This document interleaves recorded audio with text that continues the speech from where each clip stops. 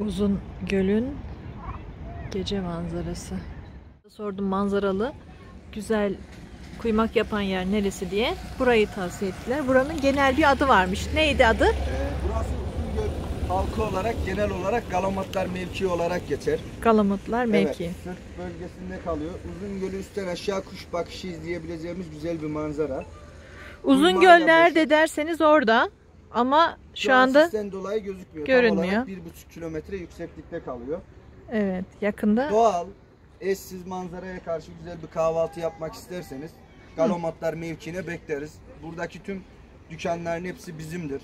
Evet. Samimiyetlik, kardeşlik, abilik var. Evet. Emine ablamız da geldi, misafirimiz oldu. Başımızın üstünde yeri var. Sağ olsun. Yani şeker su yaylamız var. Karester yaylamız var. Çok güzel.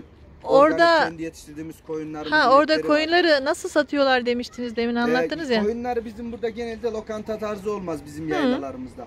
Diğer yaylalar gibi yani Tamam. restoranlaşmadık. Tamam. Normal böyle şenlikler olur bizim yaylalarda 2-3 Evet. aylık. Tamam. Güzel brandayla beraber böyle nezih bir yer yaparlar. Günübirlik taze bir şekilde koyunları kesip oradan halka taze bir şekilde kendi pişirip yiyenler var.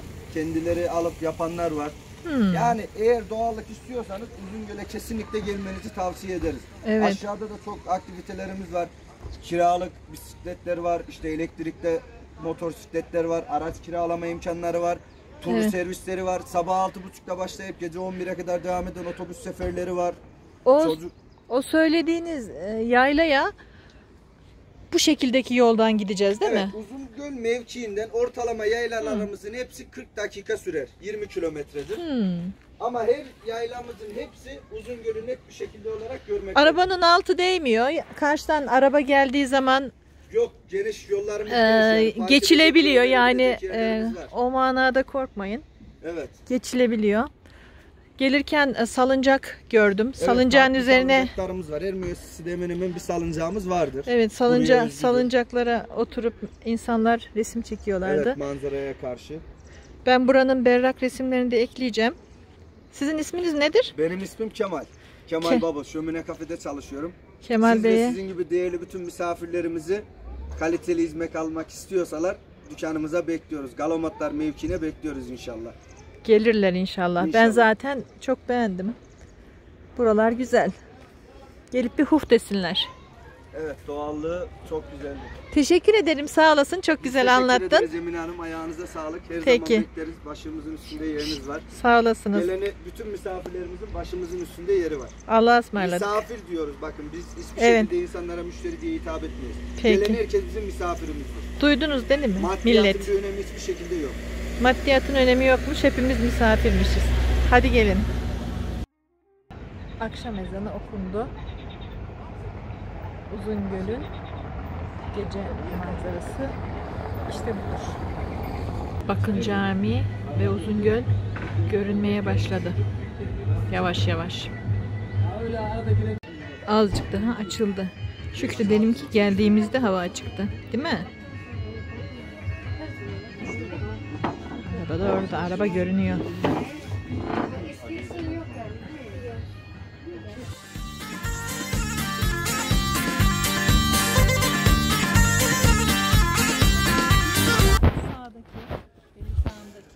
Virajdan soldaki kafeye kadar insanlar buraya Galamat diyorlarmış. Şu anda hava sisli. Ben sissizken olan videolarını ekleyeceğim. Uzungöl'de yağmur.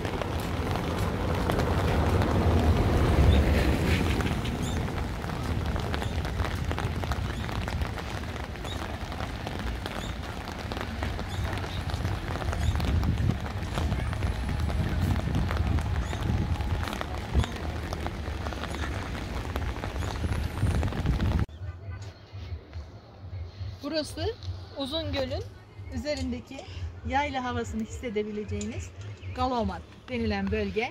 Şurada kuymak yedim. Çok lezzetliydi. Firma sahibi çayları ikram etti. Bilmiyorum herkese mi yapıyorlar, bana mı yaptılar. 25 liraydı kuymak. Muhlama da 30 liraydı. Az çok fikriniz olsun. Bütün restoranlardaki fiyatlar aynı. Buranın üzerindeki yaylanın adı neydi? Garester. Da? Garester. Garestel. Garester. Garester.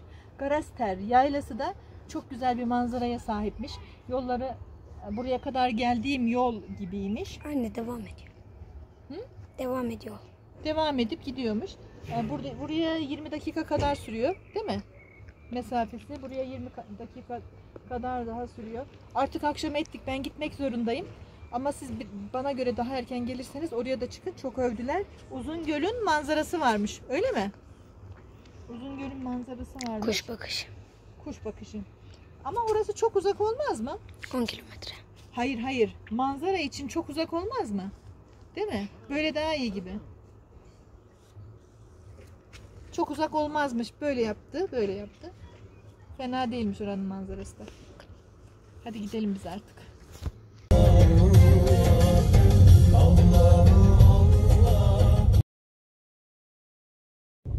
Daha iyice akşam falan olmadı. Yani güneş doğru battı. Ama tam da akşam da olmadı, söyleyeyim size.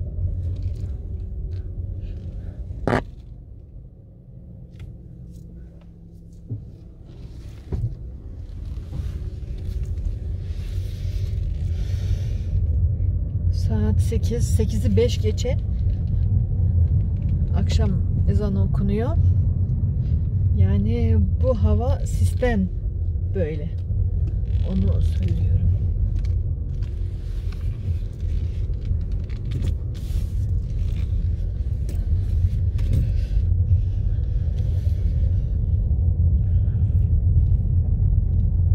Otel resepsiyon.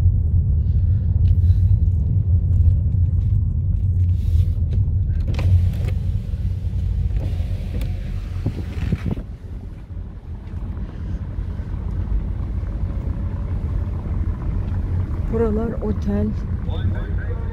Ezan da okunuyormuş tam.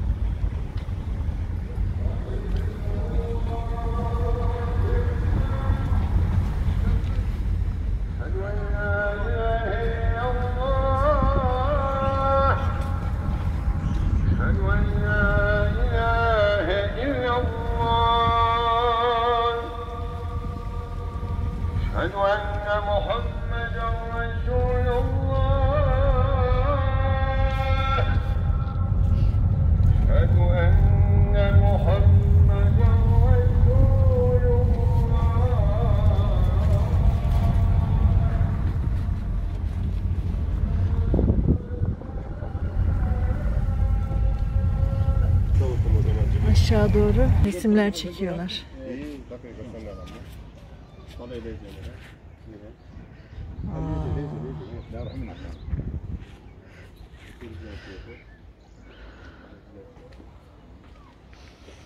Ama gerçekten sallanmıyorlar gibi.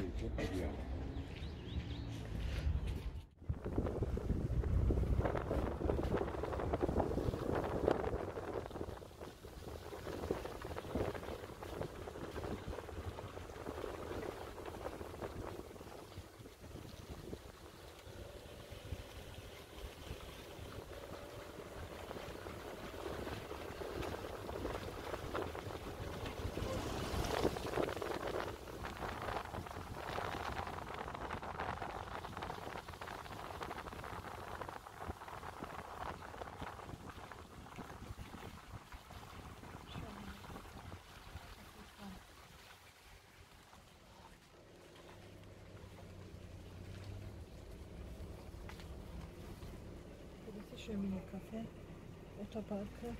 Bir bakalım, duruma göre belki burada kalırız.